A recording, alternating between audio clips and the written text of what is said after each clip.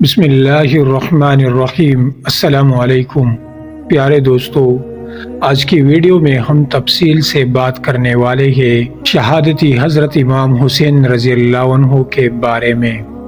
4 شعبان 4 ہجری کی پر نور روشن اور حسین صبح خاتون جنت جگر گوشہ رسول صلی اللہ علیہ وسلم سیدۃ النساء فاطمہ الزہرا کے گھر سے آنے والی مسحور کن خوشبو مدینہ طیبہ کی مقدس فضاؤں کو مزید معطر کر رہی تھی۔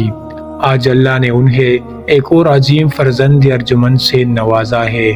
ولادت باسعادت کی اطلاع پا کر امام الانبیاء علیہ السلام بیٹے کے گھر تشریف لائے، چہیتی اور لاڈلی بیٹی کو پیار کیا، پھر جگر گوشہ علی کو گود میں لے کر کانوں میں اذان دی اور دعاؤں کے انمول تحفوں کے ساتھ اپنا لعاب مبارک نومولود کے دہن میں داخل فرمایا۔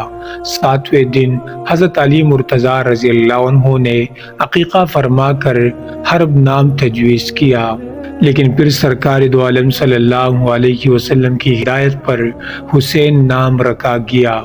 حسنین کریمین آئینہ نور مصطفیٰ صلی اللہ علیہ وسلم ہے کہ جن کا چہرہ انور اور جسم اطہر مشابہ رسول صلی اللہ علیہ وسلم ہے، جو نبی مکرم کے باغ کے پھول اور جنتی نوجوانوں کے سردار ہے، جن کے بارے میں حضور صلی اللہ علیہ وسلم نے فرمایا کہ جس نے حسن حسین کو محبوب رکھا اس نے مجھے محبوب رکھا، اور جس نے ان دونوں سے بغض رکھا اس نے در حقیقت مجھ سے بغض رکھا۔ ایک مرتبہ مسجد نبوی میں خطبے کے دوران نبی اکرم صلی اللہ علیہ وسلم نے حضرت حسین رضی اللہ عنہ کو اپنے زانوئے مبارک پر بٹھایا اور صحابہ سے فرمایا، لوگو پہچان لو، یہ میرا نواسا حسین ہے، حسین مجھ سے ہے اور میں حسین سے ہوں۔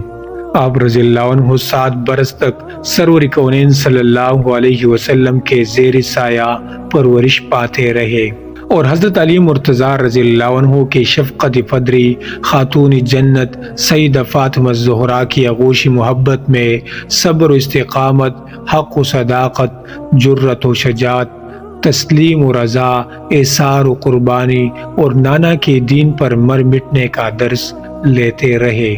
اسی تربیت کا اثر تھا کہ 61 ہجری 10 محرم الحرام کو ارض و سما نے کربلا کے صحرا میں حق و باطل کا واقعہ دیکھا کہ جب حاکمیت الہی اور شریعت محمدی کے تحفظ و بقا کے لیے نواسۂ رسول صلی اللہ علیہ وسلم اور لخت جگر علی نے یزیدیت کے سامنے سر جھکانے کی بجائے اپنے گھرانے کے افراد کو نانا کے دین پر قربان کر دیا۔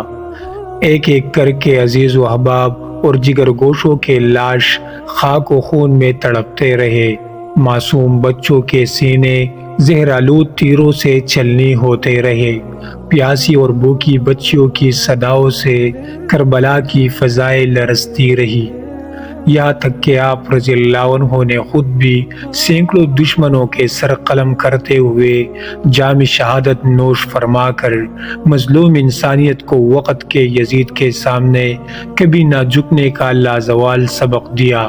واقعہ کربلا دراصل تاریخ انسانیت کا وہ بڑا سانحہ ہے کہ جس نے تاریخ کے اوراق میں حق و صداقت کے ایک نہایت خوش روشن باب کا اضافہ کر کے مظلوم انسانوں کو ظالمانہ نظام کے خاتمے اور ظلم و جبر کے خلاف باطل قوتوں کے سامنے ڈٹ جانے کا شعور دیا۔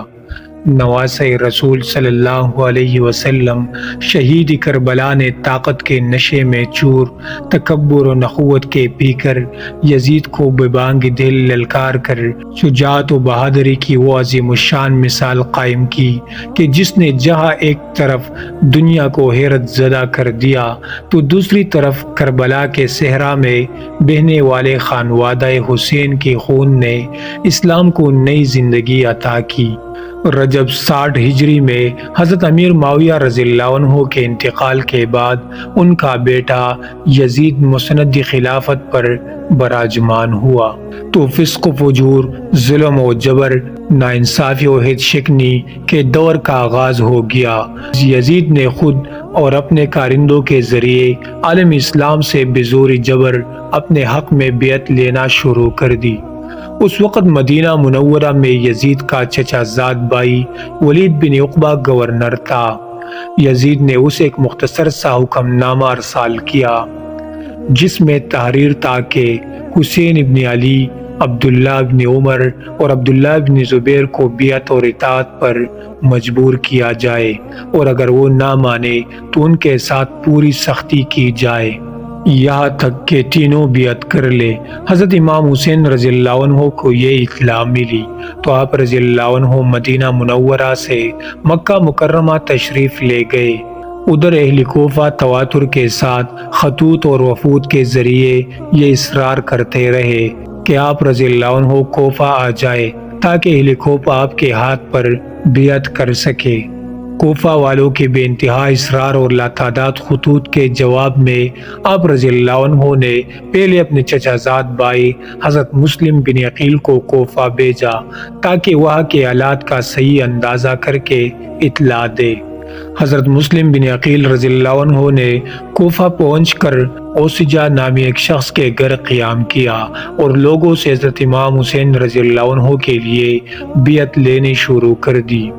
جلد ہی 12,000 لوگوں نے خفیہ طور پر بیعت کر لی، جس پر انہوں نے حضرت امام حسین رضی اللہ عنہ کو خط لکھ کر جلد کوفہ پہنچنے کی گزارش کی۔ حضرت حسین رضی اللہ عنہ نے خط ملتے ہی کوفہ جانے کی تیاری شروع کر دی۔ ادھر کوفہ کے نئے گورنر عبید اللہ بن زیاد کو حضرت مسلم بن عقیل اور حضرت حسین رضی اللہ عنہ کی بیعت کے بارے میں مخبری ہو گئی، چنانچہ چند سازشی عناصر کے ذریعے حضرت مسلم بن عقیل کو ہانی بن عروہ کے مکان سے گرفتار کر کے شہید کر دیا گیا، اور اہل کوفہ بزدلی، خوف اور بے بسی کی تصویر بنے۔ شہادت کا یہ روح فرسا منظر دیکھتے رہے۔ 3 ذی الحجہ 60 ہجری بروز دوشنبہ حضرت امام حسین اپنے اہل و عیال اور خاندان کے ہمراہ کوفہ کی جانب روانہ ہوئے، اور یہ وہی دن تھا کہ جب حضرت مسلم بن عقیل کو ابن زیاد نے بے دردی سے شہید کر دیا تھا۔ اہل مدینہ اور صحابہ کرام نے آپ رضی اللہ عنہ کو روکنے کی کوشش کی۔ اہل کوفہ کی بے وفائیہ اور شہادت علی مرتضیٰ رضی اللہ عنہ یاد دلائی، مگر آپ رضی اللہ عنہ نے فرمایا، میں نے اپنے نانا کو خواب میں دیکھا ہے۔ حضور صلی اللہ علیہ وسلم نے مجھے تاکید کے ساتھ اس کام کو کرنے کا حکم دیا ہے، اب یہ کام ضرور کروں گا، خواہ مجھے نقصان ہو یا فائدہ۔ لوگوں نے آپ رضی اللہ عنہ سے خواب کی تفصیل جاننی چاہی تو آپ رضی اللہ عنہ نے فرمایا، میں نے یہ خواب کسی کو نہیں بتایا اور نہ بتاؤں گا، یہاں تک کہ اپنے پروردگار عز و جل سے جا ملوں گا۔ ابھی آپ رضی اللہ عنہ کوفہ کے راستے میں قادسیہ سے 3 میل کے فاصلے پر تھے کہ حر بن یزید تمیمی سے سامنا ہوا، جو 1000 افواج کے ساتھ آپ رضی اللہ عنہ کی تلاش میں تھا۔ یہ بھی ان لوگوں میں شامل تھا کہ جنہوں نے کوفہ آنے پر اصرار کیا تھا، لیکن اب یزید کے ساتھ تھا۔ وہ آپ رضی اللہ عنہ سے ملا اور حضرت مسلم کی شہادت سمیت پوری رودات سناتے ہوئے واپس جانے کا مشورہ دیا، لیکن حضرت مسلم کی شہادت کی خبر سن کر ان کے بھائیوں نے کوفہ جانے پر اصرار کیا، چنانچہ آپ رضی اللہ عنہ نے سفر جاری رکھا۔ راستے میں کوفہ سے آنے والے لوگوں نے آگے نہ جانے کا مشورہ دیتے ہوئے بتایا کہ اہل کوفہ کے دل تو آپ کے ساتھ ہے، لیکن تلوار یزید کے ساتھ ہے۔ 2 محرم 61 ہجری کو ایک مقام پر آپ رضی اللہ عنہ نے قافلے کو روک کر اس جگہ کا نام دریافت کیا۔ بتایا گیا کہ اس جگہ کو کربلا کہتے ہیں۔ آپ رضی اللہ عنہ نے ابدیدہ ہو کر فرمایا کہ یہی جگہ ہماری مقتل گاہ ہے، چنانچہ وہاں خیمے نصب کر دیے گئے، لیکن ابن زیاد کے حکم پر وہاں سے خیمے ہٹا دیے گئے اور دریائے فرات سے 3 میل کی دوری پر صحرا کربلا میں لگا دیے گئے کہ جہاں دور دور تک پانی کا نام و نشان نہ تھا۔ کربلا میں عمرو بن سعد 4000 فوجیوں کے ساتھ آپ رضی اللہ عنہ کے محاصرے پر مامور تھا۔ اس وقت آپ کے خیموں میں معصوم شیرخوار بچوں، بیمار زین العابدین اور خواتین سمیت 72 نفوس قدسیہ ذکر الہی میں مصروف تھے۔ حضرت حسین نے عمرو بن سعد کے سامنے 3 شرائط رکھی۔ پہلا، مجھے واپس مکہ یا مدینہ جانے دیا جائے۔ دوسرا، کسی سرحدی مقام کی جانب نکل جانے دیا جائے۔ تیسرا، یزید کے پاس دمشق جانے دیا جائے تاکہ اپنے معاملات طے کر لوں۔ عمرو بن سعد نے شرائط ابن زیاد کو لکھ بھیجے، لیکن اس نے یہ تینوں شرائط قبول کرنے سے انکار کرتے ہوئے حکم جاری کیا کہ حسین بن علی کو فوراً گرفتار کر لے یا پھر جنگ کر کے ان کا سر کاٹ کر بیچ دو۔ اس کے ساتھ ہی اس نے ایک سفاک شخص شمر ذی الجوشن کو نیا سالار بنا کر بیچ دیا۔ وہ 7ویں محرم کی ایک اداس اور غمگین صبح تھی جب شقی القلب عبید اللہ بن زیاد کے حکم سے ساقی کوثر صلی اللہ علیہ وسلم کے چہیتے نواسے اور ان کے خاندان کا پانی بند کر دیا گیا۔ عمرو بن الحجاج کی قیادت میں 500 یزیدی فوجی دریائے فرات کا محاصرہ کر لیتے ہیں۔ کربلا کے تپتے صحرا، غصے سے آگ برساتا سورج اور خیموں میں معصوم بچوں کی بھوک و پیاس سے بلبلاتی آوازیں زمین کا سینہ شق کر دینے کے در پہ ہے۔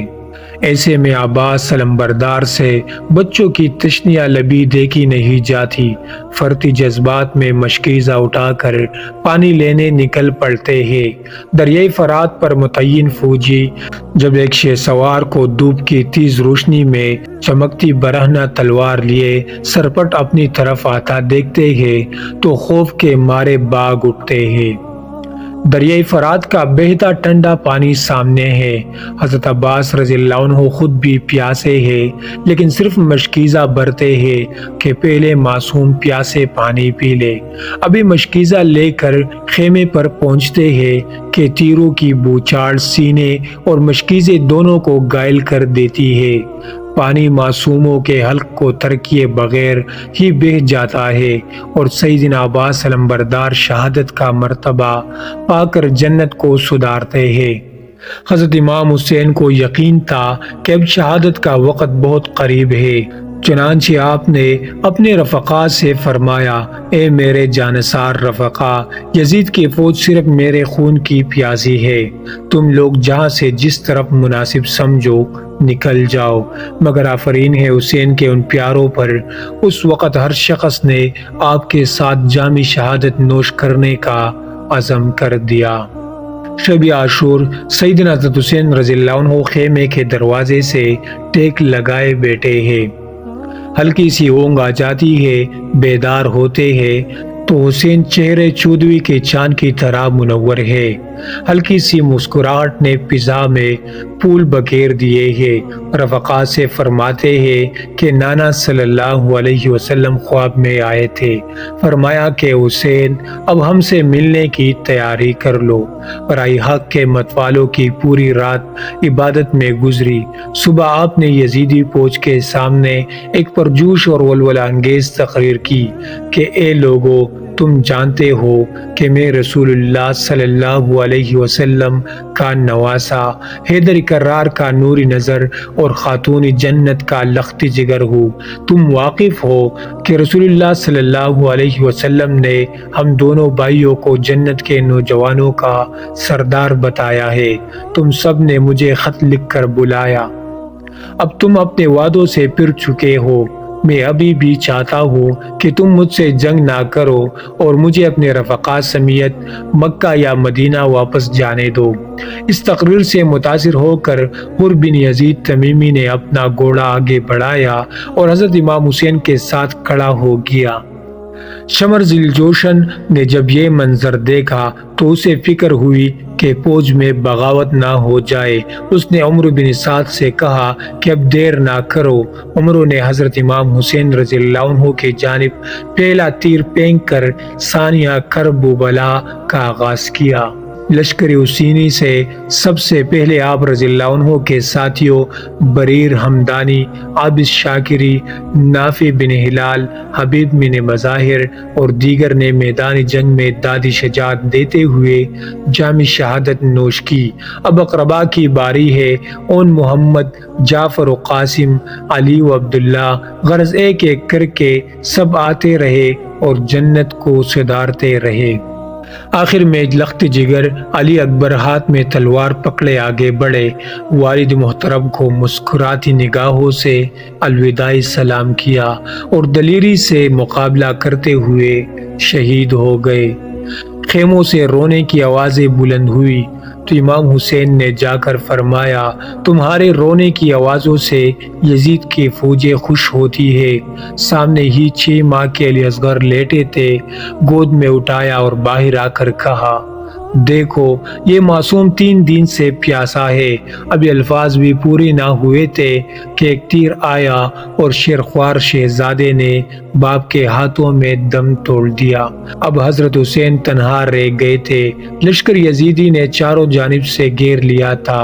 امام علی مقام نے آسمان کی جانب دیکھا، شمشیری حیدری کو دانے ہاتھ میں پکڑا اور نعرے تکبیر بلند کرتے ہوئے دشمنوں پر ٹوٹ پڑے۔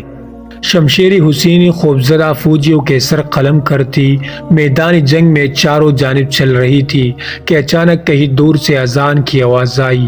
حضرت امام حسین نے ہاتھ روک لیا اور بآواز بلند نماز پڑھنے کی مہلت مانگی، اور یہی وہ لمحہ تھا کہ جب شمر کے جوش دلانے پر مالک کندی نے دوش نبوی صلی اللہ علیہ وسلم کے شاہ سوار پر ایک ایسا کاری وار کیا کہ تلوار کلائی مبارک کو کاٹتی ہوئی کاسے سر تک پہنچ گئی۔ خون کا فوارہ پھوٹ پڑا اور سارا بدن خون کے چھنٹیوں سے لال احمر ہو گیا۔ زخموں کی شدت نے آپ کو نڈال کر دیا تھا، لیکن اس کے باوجود کسی میں اتنی ہمت نہ تھی کہ شجاعت و بہادری کے اس گواہی گرا کو شہید کر سکے۔ آخر شمل منون نے داڑھ کر کہا، آگے بڑھو اور شہید کر دو۔ یہ سنتے ہی آپ پر تیروں کی بوچھاڑ ہو گئی۔ ایک تیر گردن پر پیوست ہو گیا جسے آپ نے اپنے ہاتھوں سے کھینچ کر نکالا۔